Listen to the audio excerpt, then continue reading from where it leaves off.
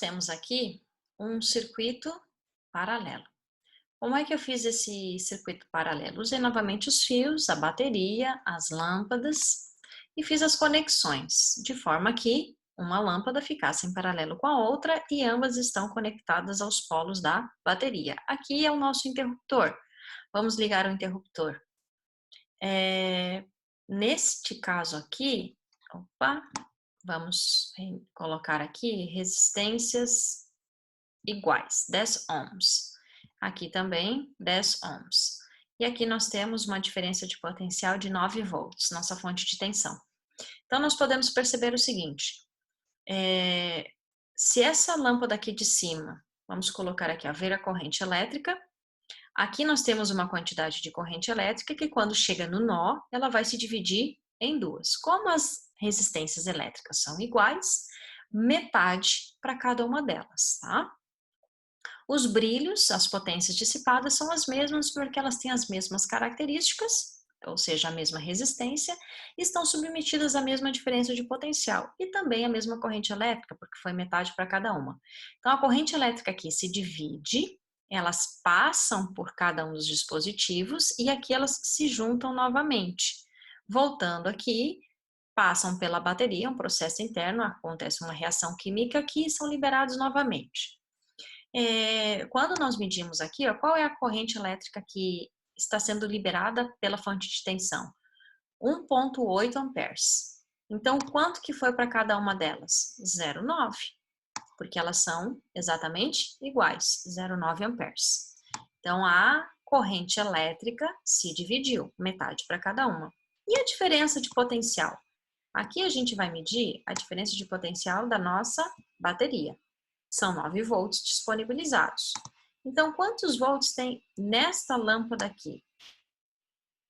Então, um pino antes e um pino após ela. São 9 volts de tensão. Aqui, ó, não está medindo nada. Vou colocar um pino antes e um pino após a lâmpada. São 9 volts de tensão também. Ou seja, cada uma das lâmpadas está recebendo a mesma diferença de potencial. São 9 volts para cada uma delas, mas cada uma recebe uma parcela da corrente elétrica. E se eu fizer com 3 lâmpadas, qual é a diferença? Então, vamos ver. Então, nós temos aqui 3 lâmpadas. Vamos ver a corrente elétrica no sentido convencional, do maior potencial em direção ao menor.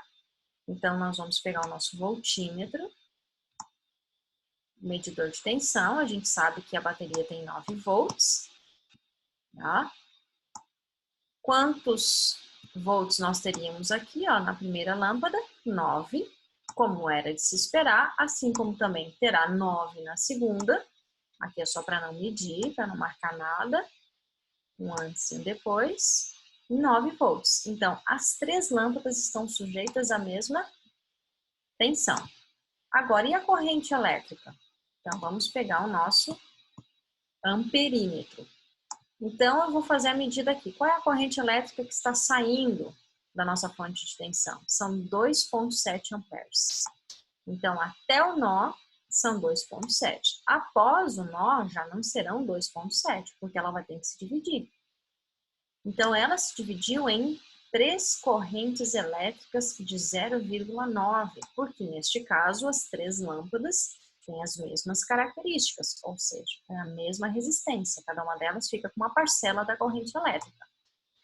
Então, todas desempenharam o mesmo brilho, porque tem a mesma diferença de potencial sobre elas, a mesma corrente, tem a mesma resistência.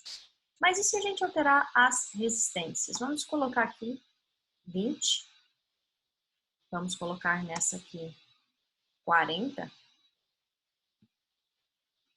e essa fica 40, vamos tentar ajustar aqui, 40. E essa daqui continuam com os 10. Então, a de cima é o dobro, e essa daqui é 4 vezes maior. Quanto é de corrente elétrica que nós temos aqui? Então, já não é mais o valor anterior. Você muda o valor das resistências, você muda a corrente elétrica que será disponibilizada ao circuito. Antes eram 2,7 a corrente elétrica total. Agora já mudou para 1,57 amperes. Bom, desses 1,57, a gente sabe que ele vai até o nó. Quando chegar no nó, ela vai ter que se dividir. Então, quanto que veio para cá? Para cá vieram 0,9. Para cá veio quanto? 0,22. E para essa daqui? 0,45. Você pode estabelecer uma relação entre elas. Olha para essa daqui, lembra que ela tinha 20 ohms? Essa daqui tinha 40? Essa daqui tem uma corrente elétrica de 0,45 amperes. Olha o que aconteceu com a corrente elétrica dessa daqui. 0,22. Então, 0,45 e 0,22. E essa daqui tem 0,9. Essa daqui não é 2 vezes menor do que a de cima? Ou a de cima é 2 vezes maior do que essa? Mas olha a corrente elétrica. Quem tem a maior corrente elétrica?